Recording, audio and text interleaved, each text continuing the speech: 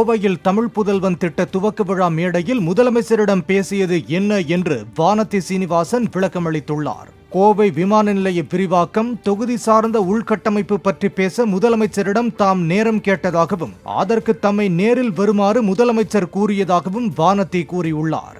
தமிழ் புதல்வன் திட்டம் உண்மையாகவே நல்ல விஷயம்தான் என்றும் அதில் வழங்கப்படும் பணம் திசை மாறி போதைப் பொருளுக்கு செல்லக்கூடாது என்பதே தமது விருப்பம் என்றும் வானதி தெரிவித்துள்ளார்.